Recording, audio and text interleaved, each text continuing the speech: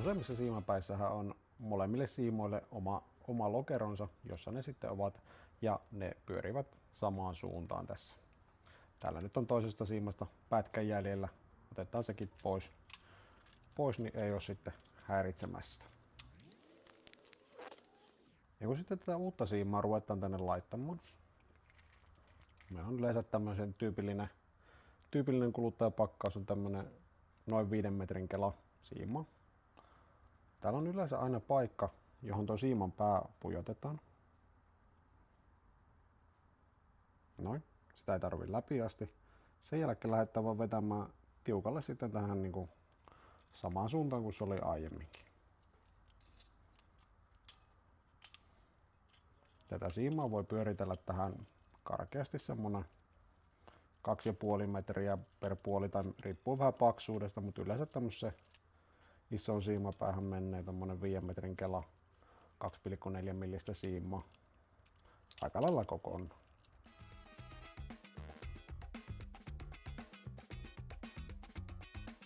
Liian täyteen tätä ei kannata laittaa, koska se sitten vaan pursuu ulos. Sitten kun meillä on sopivassa kohdassa, lukitaan se tohon ja vetästään pihtilöllä poikki sitten tosta. Tässä vaiheessa ei kannata olla niin nöpönnuuka, mistä sen katkaisee, mutta itse jätän tommosen palan.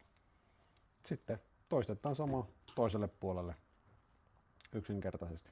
Laitetaan siima vaan läpi tosta, noin, ja lähdetään pyörittämään.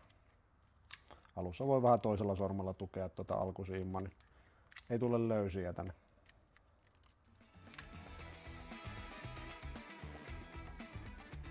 Tää kannattaa puolata semmoiseksi seminapakaksi, turha sinne ainakaan löysiä jättää.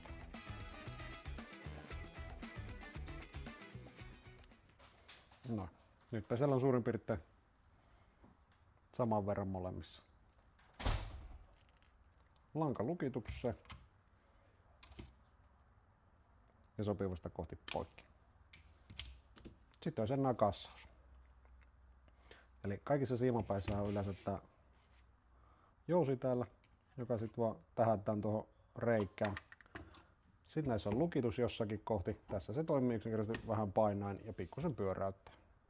Se on siinä. Sen jälkeen langat ulos tuolta omista reiistään. Noin.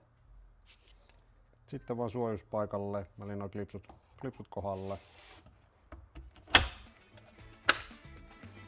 Valmis. Parin minuutin juttu.